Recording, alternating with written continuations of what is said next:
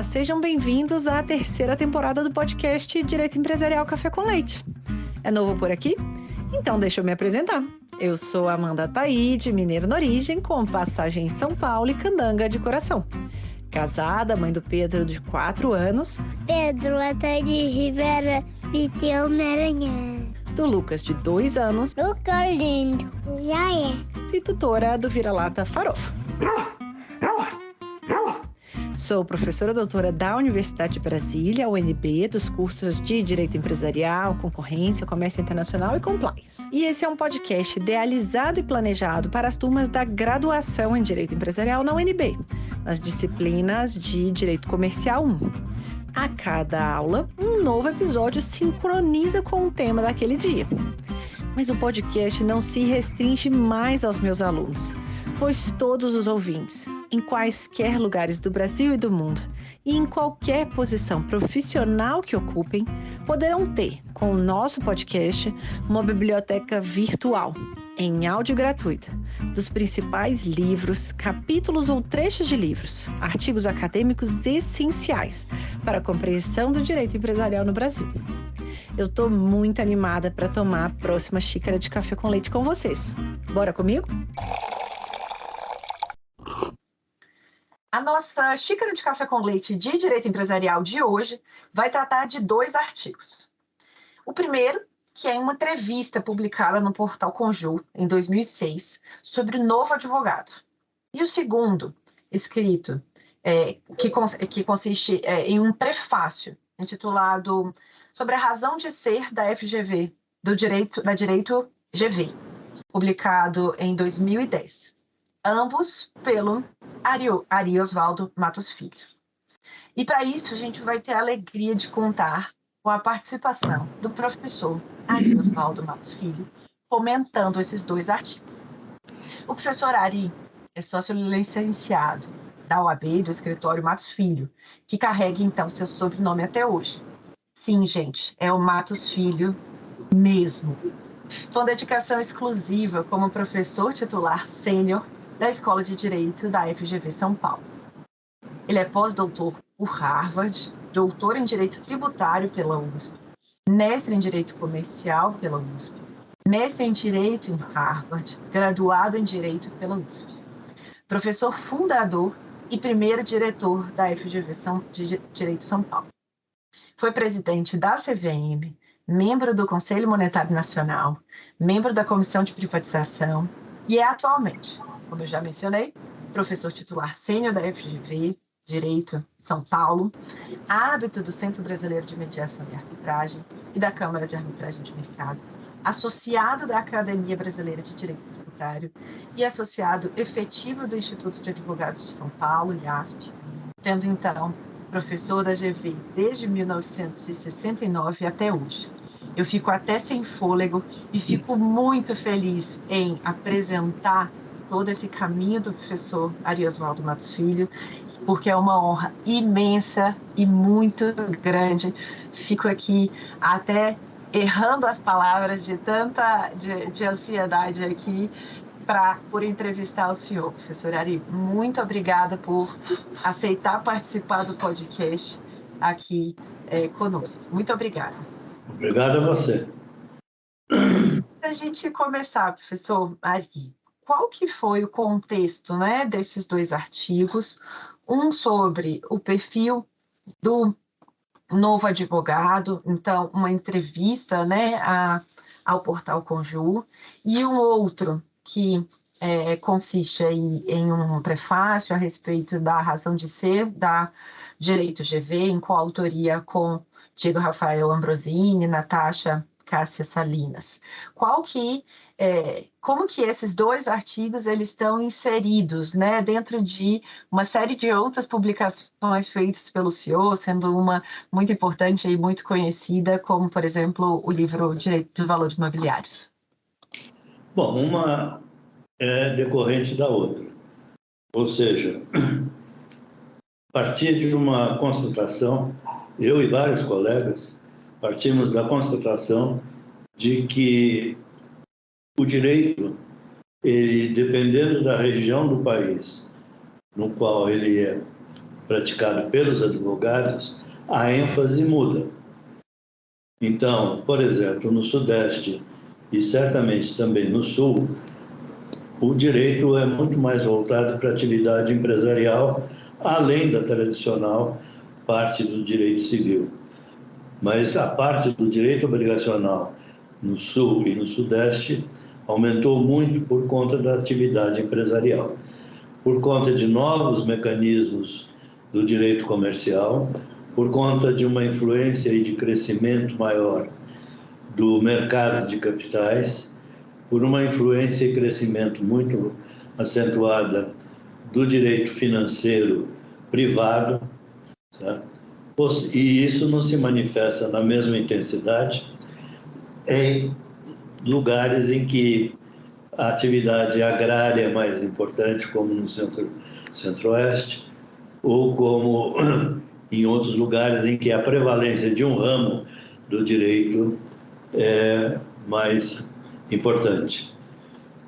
Pois bem, constatando isso, de que forma foi elaborado? Nós constatamos que, mais ou menos, há uma uniformidade de currículos Brasil afora, independentemente da maior intensidade em um ramo do direito do que em outro. Isso é parte por conta do currículo mínimo do MEC, mas também é parte de uma certa inércia nossa, professores que propomos e discutimos em congregação a grade curricular além daquela do MEC. Pois bem, nós constatamos, nós aqui, o grupo, tá? Eu não gosto nada de plural majestático, então nós, o grupo, constatamos que, por exemplo, no Sudeste, o mercado do trabalho advocatício, ele se encaminhava para uma série de conceitos e de estudos não abrangidos pelas faculdades de direito. Tá? Então, por exemplo, o direito comercial, ele evoluiu e criou subgrupos, como o direito dos valores imobiliários, como a mudança da atividade de punição da atividade que lesa a natureza, como a atividade de falência concordata, que passou a ser de reorganização, a ênfase de reorganização na empresa, ou seja, acordos comerciais privados que o Brasil elaborou e participa, ou seja, uma série de novos conhecimentos que dificilmente seriam abrangidos por um currículo mais fechado, mais tradicional. Ora, isso implica, e já indo para a segunda pergunta, isso implica em que novos métodos de ensino do direito devam ser praticados. E isso nasceu como? Nasceu de uma pesquisa feita no início do ano 2000, qual era o recall e qual a ferramenta importante para um estudante de direito, desde a graduação até o pós-doc. E uma das coisas que se verificou é que o recall, ou seja, aquilo que o aluno lembra daquilo que foi ensinado em aula, o recall mais baixo é a aula que o professor vai lendo, pega o código e vai lendo artigo por artigo e discutindo artigo por artigo. Certo? Ou seja, é um trabalho mais vocal do professor, com um aproveitamento muito baixo por parte do aluno. E, se nós concordamos em que a tarefa da universidade é preparar as pessoas para a vida profissional, significa que a falta de recall se transforma em uma perda de tempo. Em segundo ponto, isso leva a que haja uma mudança da grade curricular.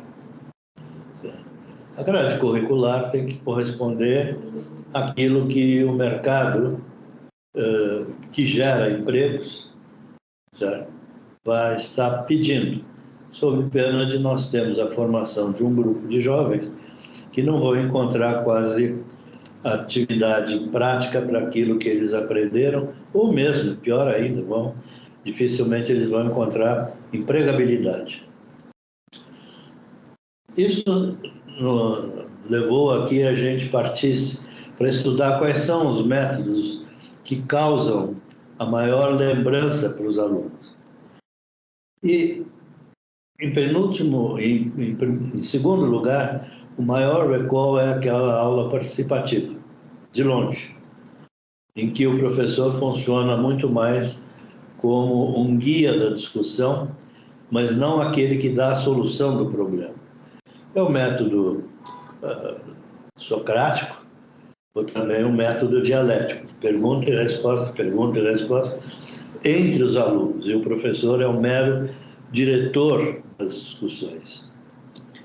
Então, nós optamos para começar a utilizar esse método.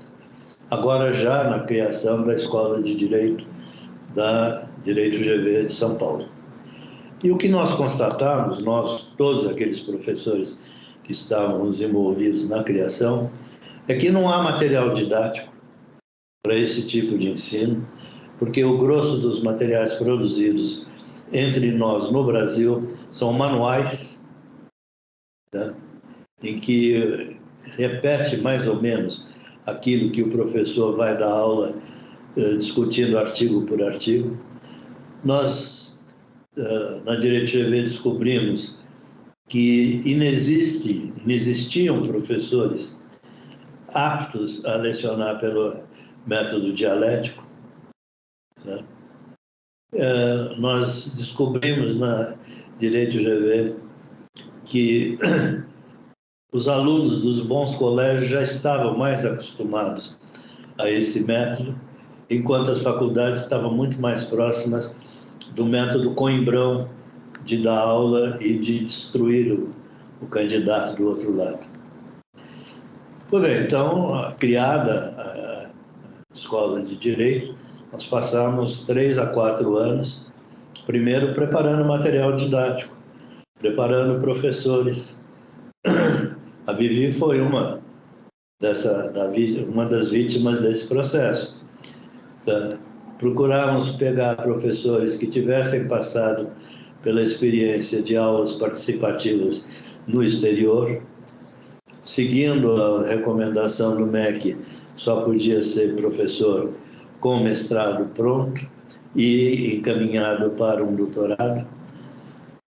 Passamos também a contar com a colaboração de professores no exterior, não só nos Estados Unidos, porque hoje em dia o ensino do direito na Europa Ocidental, ela é também participativa. Aí partimos para terceiro ponto. Mudamos o método, vamos fazer material didático para isso. E o terceiro ponto. A faculdade de Direito não pode disputar espaço com o emprego do estagiário, quer seja em escritório de advocacia, quer seja em empresa. Isso era um ponto que para mim era muito nítido por experiência pessoal. Quando a gente recebe no escritório um estagiário, a tendência do escritório, qualquer escritório ou qualquer empresa, é tirar o máximo daquele estagiário, o que impede o aproveitamento escolar. Então, partimos para que nos 3 primeiros anos de faculdade fosse tempo integral e dedicação exclusiva, certo? Isso tem funcionado razoavelmente bem e serviu de paradigma para o INSPER, que criou uma escola de direito e levou isso até tempo integral, até o 4º ano da faculdade, ou seja, o aluno só tem o último ano, o 5º ano, para estagiar. A par disso, fizemos na Direito GV, que depois foi ampliado para outras faculdades, convênios com faculdades no exterior. Por quê? Para dar uma ideia do direito mais universal, mais social, não no sentido de socialite, mas mais social, de integração do aluno com outras comunidades de outros países. Estimulamos a vinda de professores do exterior para fazer cursos curtos, de 1 semana, 2 semanas, sobre assuntos especificados. Dados em inglês.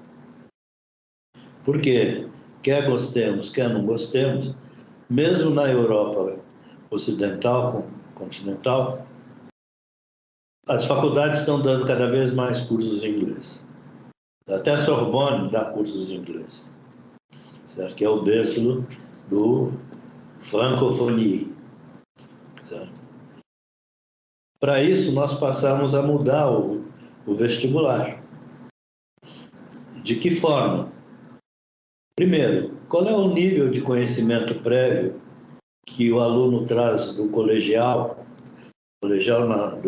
na minha linguagem, do meu tempo, certo? Que seria útil para ser advogado, ou para ser juiz, ou para ser promotor, ou para seguir carreira delegado de polícia. História é conhecimento geral, geografia, conhecimento geral. E assim fomos desbastando essas matérias que seriam imprescindíveis e chegamos à conclusão que o advogado ele precisa saber fundamentalmente, antes de entrar na faculdade, muito bem português. E na medida que nós nos encaminhávamos para receber professores do exterior, cuja língua universal é o inglês, que nós nos encaminhávamos para estabelecer estágios do semestral ou anual dos nossos alunos em faculdades do exterior, valendo crédito para nós. O aluno precisaria saber inglês. Partindo da premissa que as metodologias de ensino participativas, boa parte delas é escrita em inglês, ou seja, nos conduziu a que o inglês fosse numa ponderação menor que o português, mas fosse também algo exigível. Principalmente porque se o formado ele vai trabalhar em escritórios ou empresas brasileiras, ou fundamentalmente em empresas do exterior, quer nas empresas nacionais que negociam com o exterior, quer nas empresas internacionais, ele vai precisar saber ler contratos em inglês. Certo?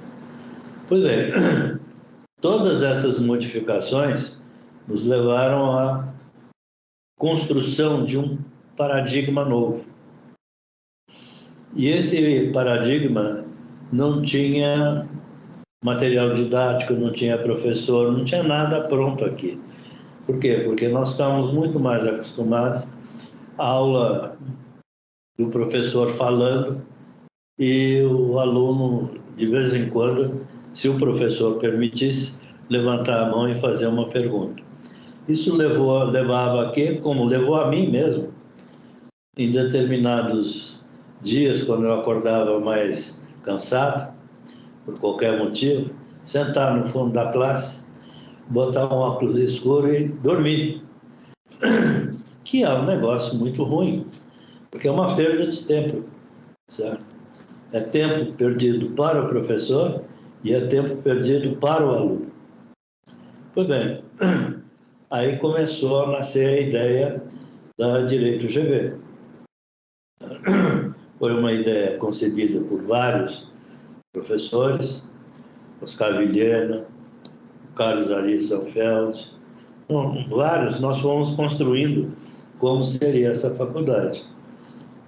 E aí, uma vez criada a faculdade, fui designado diretor, fiquei 11 anos e hoje tenho a felicidade de já ter passado a quase isso para o Oscar Vilhena, esse encargo. Certo? Ou seja, as duas perguntas se conjuminam. Tá?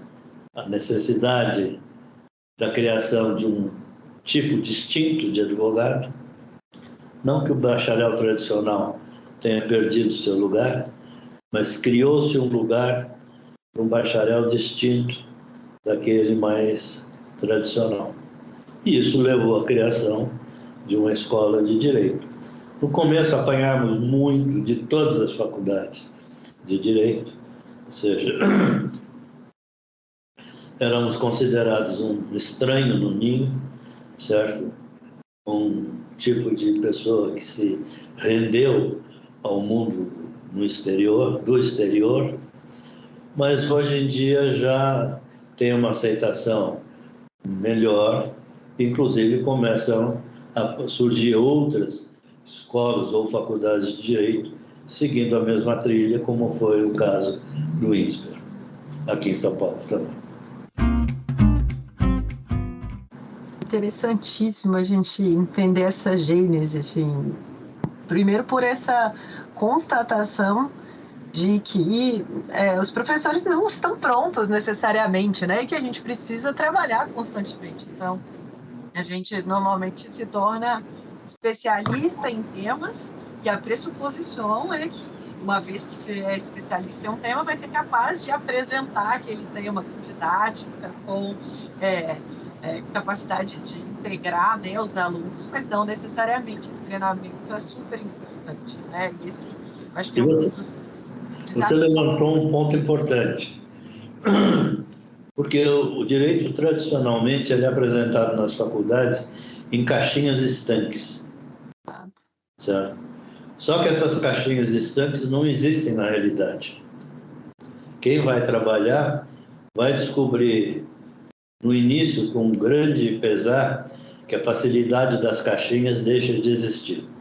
Então, por exemplo, para ficar na nossa área, você, por exemplo, tem no direito civil, direito das obrigações, que é fundamental na área empresarial. Não existe área empresarial sem direito das obrigações. Você vai descobrir que o advogado que mexe na área empresarial não pode ser jejuno em direito tributário de pessoa jurídica, certo?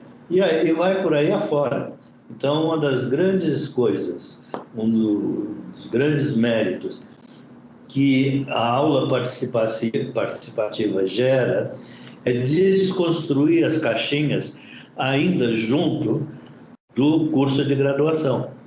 Por quê? Porque numa discussão de um caso concreto, numa decisão judicial ou de construção de um caso abstrato, o aluno ele vai ter que pular de conhecimento para conhecimento, independentemente de ele estar dentro da caixinha ou fora da caixinha. A caixinha passa a ser alguma coisa absolutamente irrelevante. E é justamente nessa dialética que surgem as grandes ideias, né? Os que a gente chama as sacadas ou os insights, né? Então, muitas vezes, com uma pergunta em sala de aula, eu sempre falo isso, que como professor a gente recebe muitas perguntas interessantes que fazem a gente refletir e falar, nossa, mas esse ponto de vista aqui é muito bom. E daí a turma da graduação, né, que vem com perguntas que podem inicialmente ser vistas como disruptivas, né? Vamos dizer, elas vão trazer muitas vezes os melhores insights. E essa metodologia ativa, né? Eu acho que é claro que é sempre um treinamento constante, e esse mundo virtual, ele trouxe uma série de dificuldades nessa metodologia ativa, né, tendo em vista câmeras fechadas e tudo mais, mas demonstrou a necessidade nossa, né, de aperfeiçoamento constante e de nos redescobrirmos, né, outras habilidades para poder trazer essa dialética para dentro da sala de aula e no presencial. A gente agora, né, retomando as aulas também, a gente reforçar essa importância, mas acho que que eu acho que é mais interessante disso é essa parte do treinamento para essa metodologia, porque isso não é tipicamente ensinado, né, a nós, professores. Então, é um processo individual de cada um de nós professores de tentar ser, né, aprimorar e sermos os melhores professores para os nossos alunos. Porque o professor brasileiro, normalmente, ele tem mania de responder. Quando a função no método dialético não é responder, mas é fazer os alunos pensarem, inclusive provocando discussão entre eles mesmos, certo? Então, o primeiro ponto de um professor que não passou por um treinamento para poder aplicar um método socrático é a autocontenção. Ou seja, ele não sabe nada, ele é um mero difusor de organização na discussão entre os alunos. Faz pergunta, ele não dá respostas. Então, esse é um drama muito pesado para o professor que é formado somente em direito aqui no Brasil, que a tendência nossa é atropelar o aluno e responder.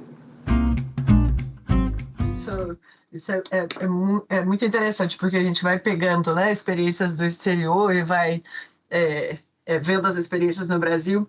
E eu me lembro, você mencionou a Sorbonne, eu tive os dois tipos de aula lá, tanto a aula em inglês, com um método mais participativo, quanto um método de aula para 200 pessoas, num auditório, e a professora chegava e tinha um roteiro de aula e falava durante 1h30 e a gente anotando, tentando entender, e tanto os franceses quanto nós, estrangeiros, tentando entender o que ela estava falando para poder anotar. E eu lembro, no final da aula, eu falo sempre que eu falo, gente, você pode manter assim uma pessoa tranquila, você pode ser uma pessoa tranquila, você pode buscar humilhação.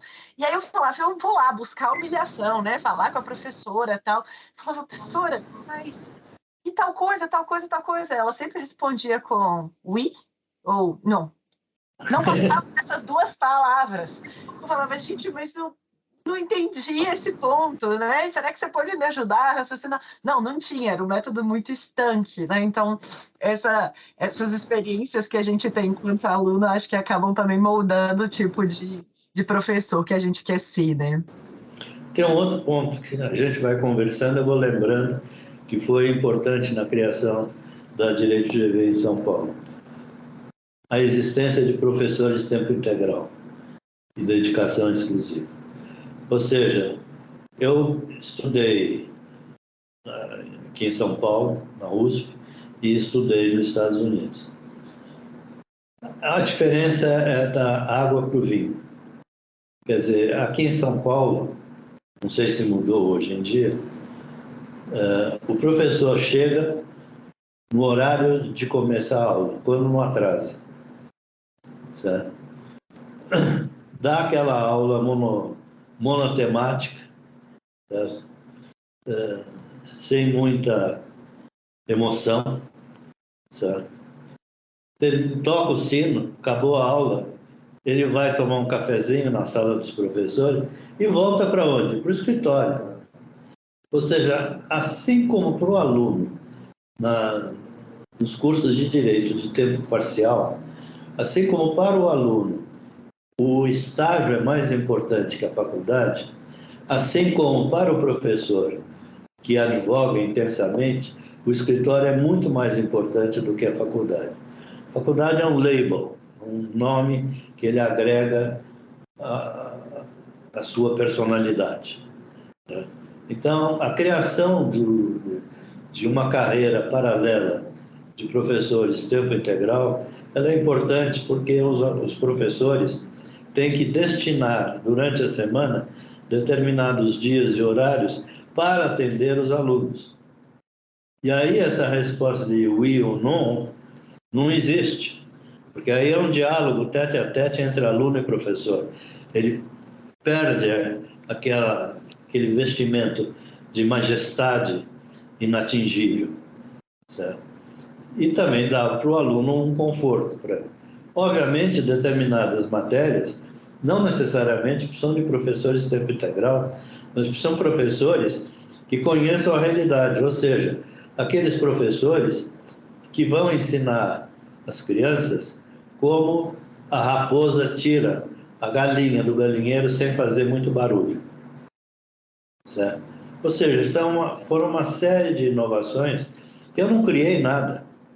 Eu apenas vi o que acontecia em outros lugares, levantei estatísticas para ver de aproveitamento dos alunos, E, além disso, a criação do tempo integral nos 3 primeiros anos permitiu um aproveitamento com o ensino de novas matérias que são fundamentais para o advogado que vai trabalhar num ambiente como o do Sudeste, aulas como contabilidade, análise de balanço, inglês jurídico, etc, etc, etc, etc.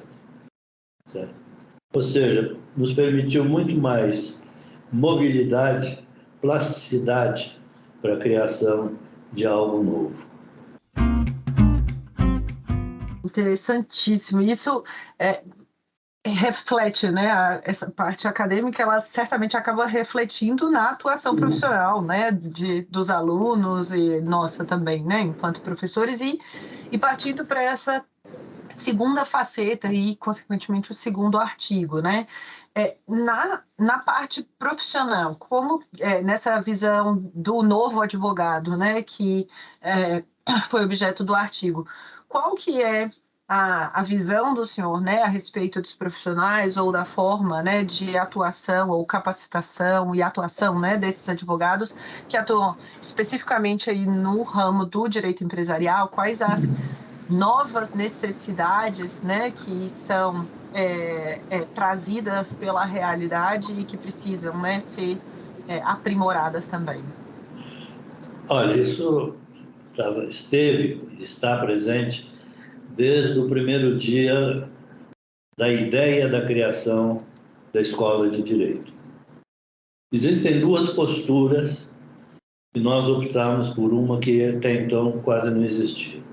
Existe aquela postura em que a faculdade sabe tudo que é importante, ensina para o aluno tudo aquilo que ela acha que é importante e joga no mercado.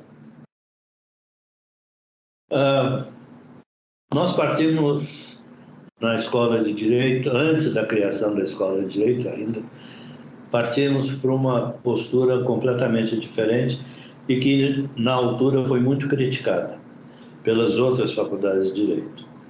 Nós fizemos uma pesquisa de mercado. Pesquisa de mercado para saber o quê? Pesquisamos entre profissionais liberais, empresas de setor financeiro, que é um grande empregador, de comércio, prestação de serviços, etc, etc, sobre que tipo de advogado eles acham que eles gostariam de ter e não estão tendo. Ou seja, foi uma pesquisa crítica ao sistema. E a crítica o ser crítico nunca me afastou, certo? Porque se eu tivesse medo de crítica, eu não teria feito o que eu fiz. Pois bem, esse levantamento mostrou que São Paulo, Paraná, Santa Catarina, Rio Grande do Sul e Rio de Janeiro gostariam de que como é que esse advogado fosse feito. Há diferenças, inclusive, entre o advogado do Rio de Janeiro e o advogado de São Paulo. O Rio de Janeiro é muito mais voltado para uma atividade de direito público, certo? São Paulo é mais voltado para uma atividade de direito privado.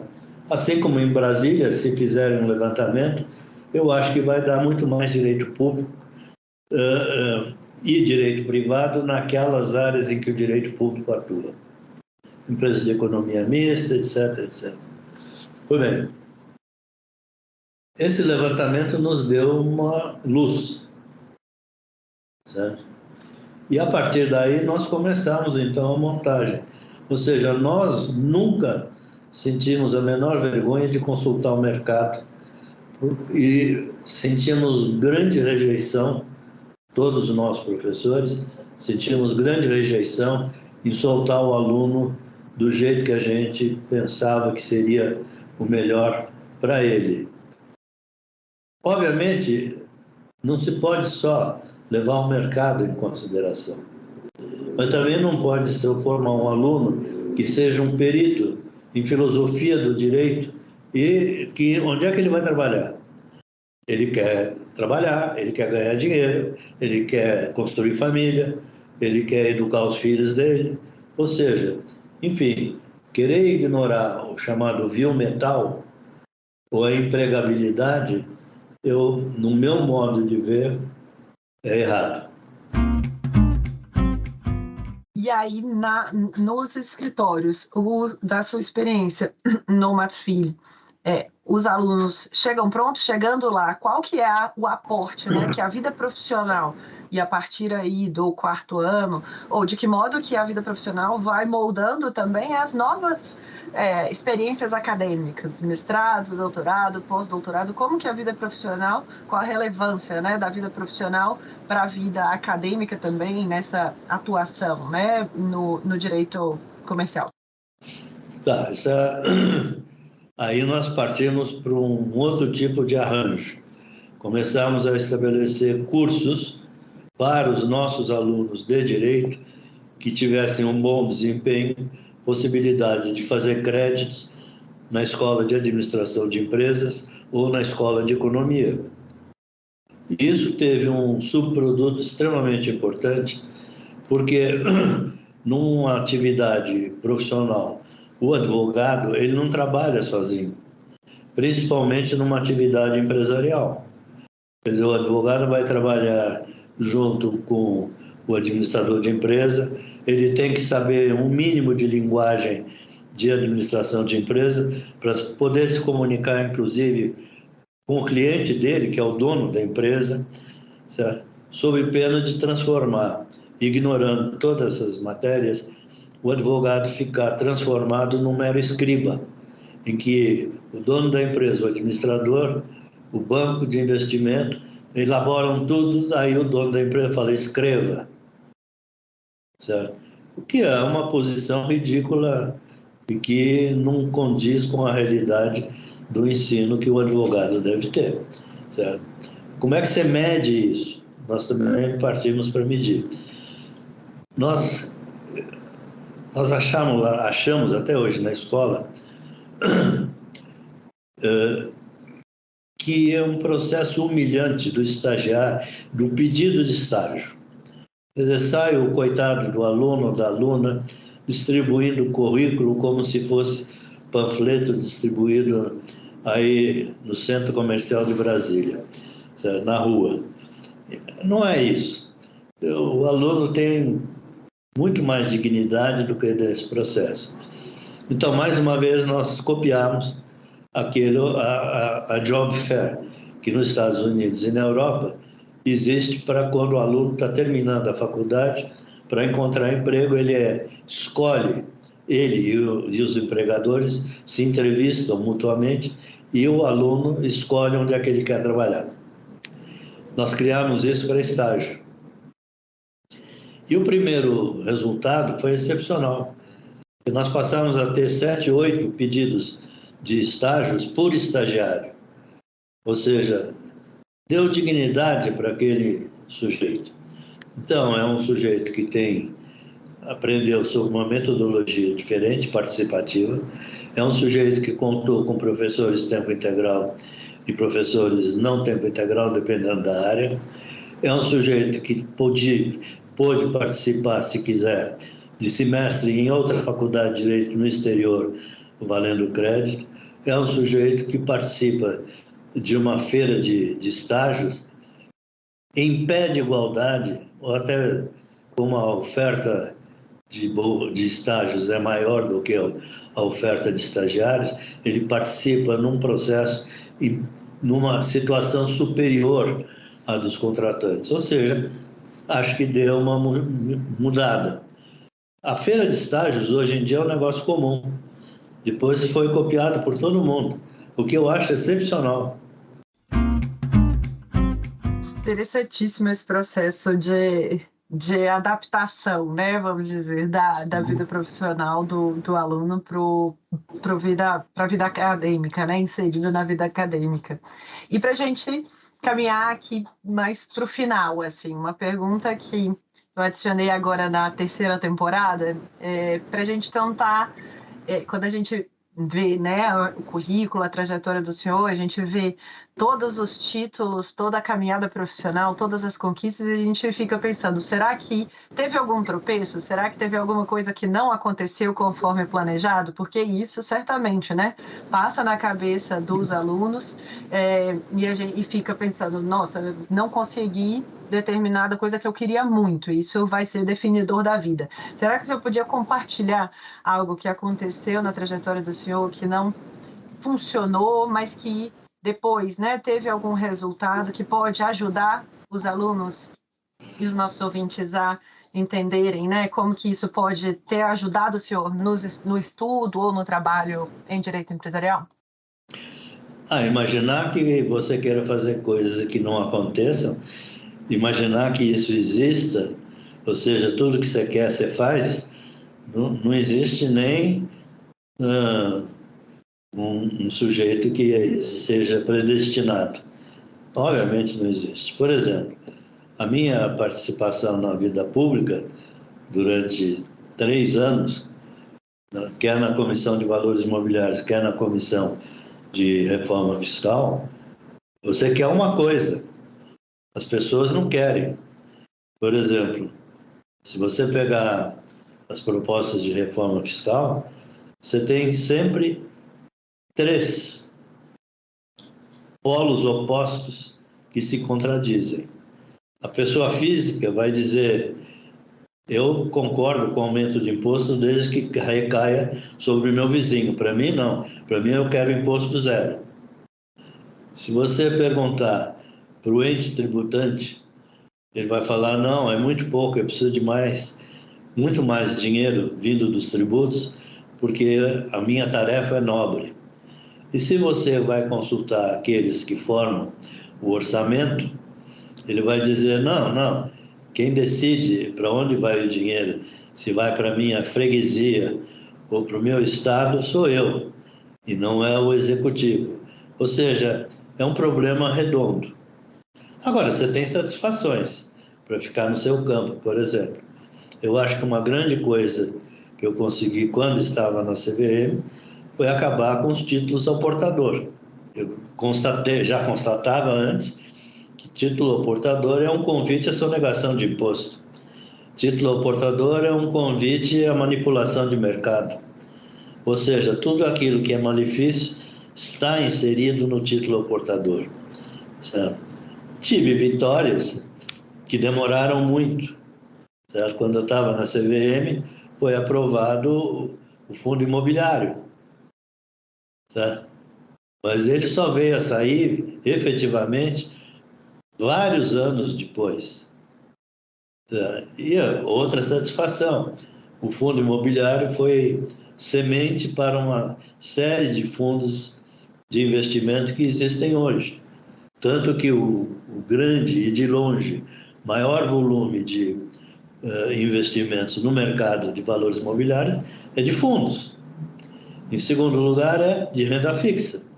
E em terceiro lugar, lanterninha, é renda variável. Ou seja, existem coisas que você queira fazer, que você consegue.